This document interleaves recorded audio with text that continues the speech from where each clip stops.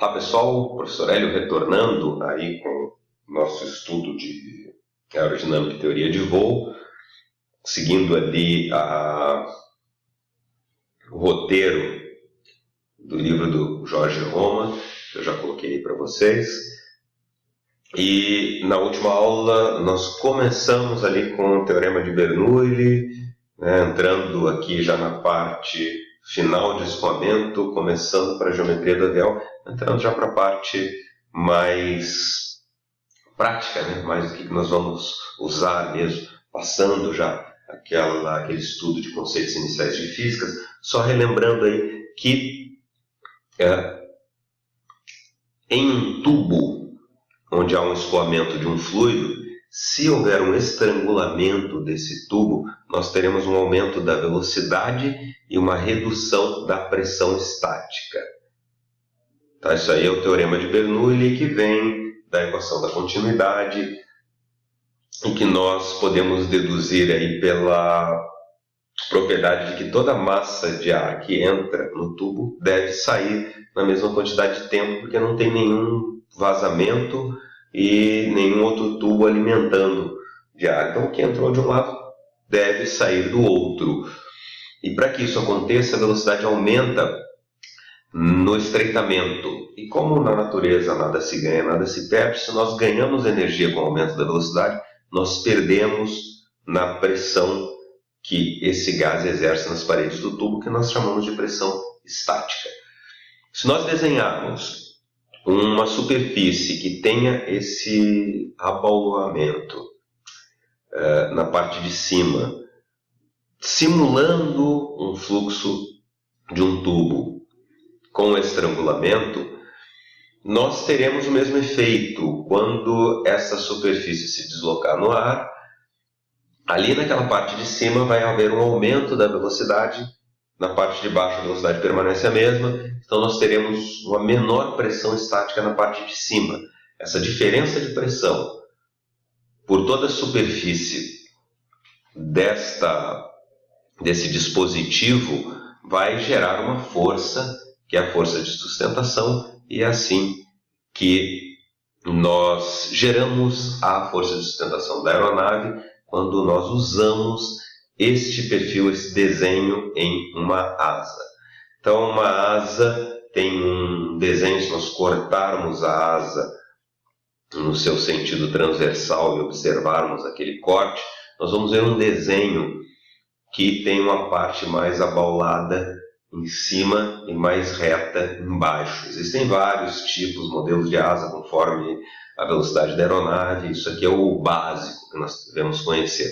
Então, quando essa asa se desloca no ar, quando existe um vento relativo, na parte de cima, esse vento vai se deslocar com maior velocidade que na parte de baixo, o que vai causar uma diferença de pressão e, consequentemente, uma força de sustentação. Se nós aumentarmos o ângulo, que futuramente nós vamos ver que é o ângulo de ataque, dessa superfície com o vento relativo, nós aumentamos também essa sustentação, mas até um determinado limite, tá? Que veremos futuramente depois qual é esse limite, qual é o nome, né? Que é adiantando já, o ângulo de Stall.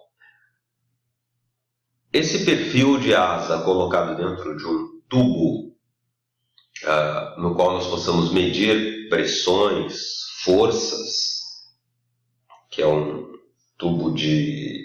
túnel de vento, nos permite equacionar aí as condições, né, que vão gerar essa força. Então, se nós medirmos ali velocidade, pressão e a força, nós vamos ver que mudando a velocidade de deslocamento, mudando o ângulo, mudando o perfil da asa, nós alteramos esta força, a força resultante, que é uma força que tem uma componente para cima, sustentação, e uma componente para trás, que é o arrasto. Nós vamos ver depois, mas por enquanto vamos chamar só da força resultante aerodinâmica.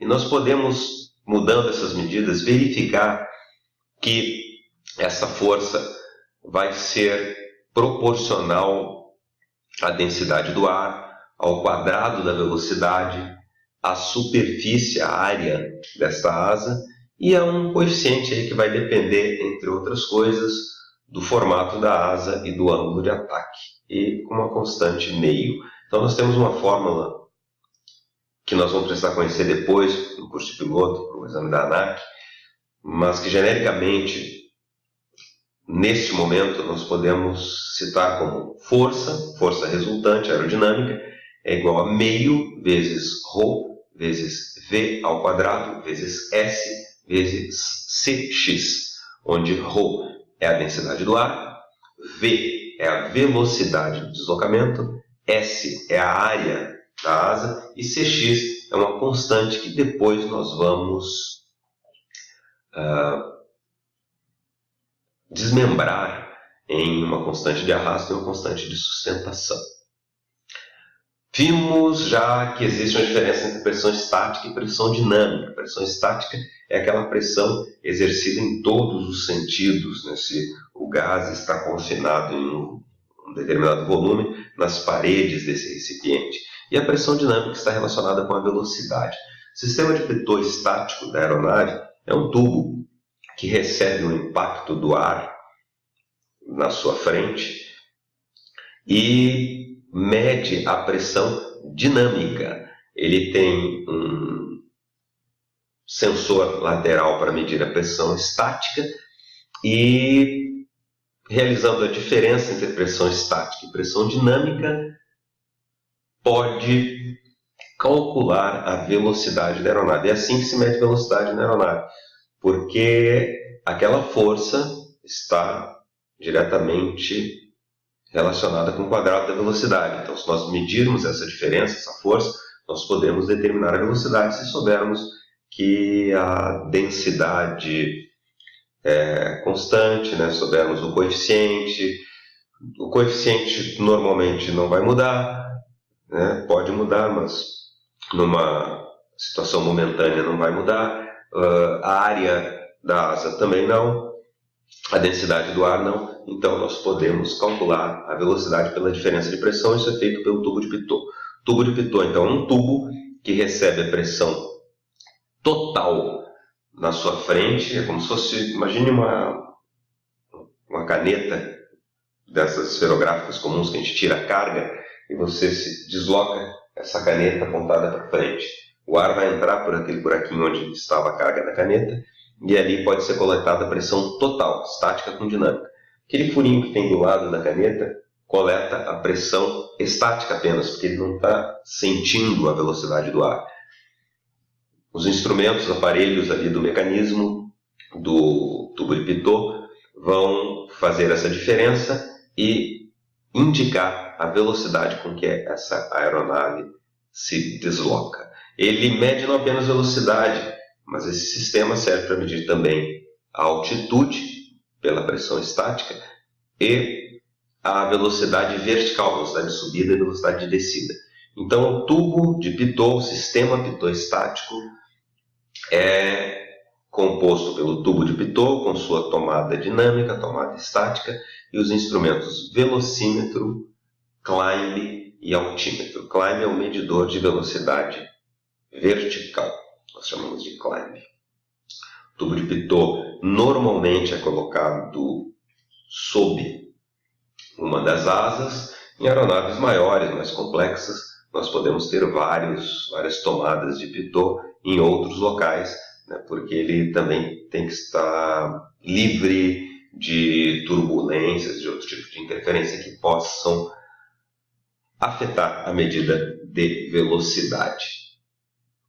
A pressão dinâmica, então, é a pressão produzida pelo impacto do vento relativo, e ela deixa de existir quando a aeronave para, quando o vento para de soprar. Também, tanto maior quanto maior for a densidade ou a velocidade do fluido que escoa.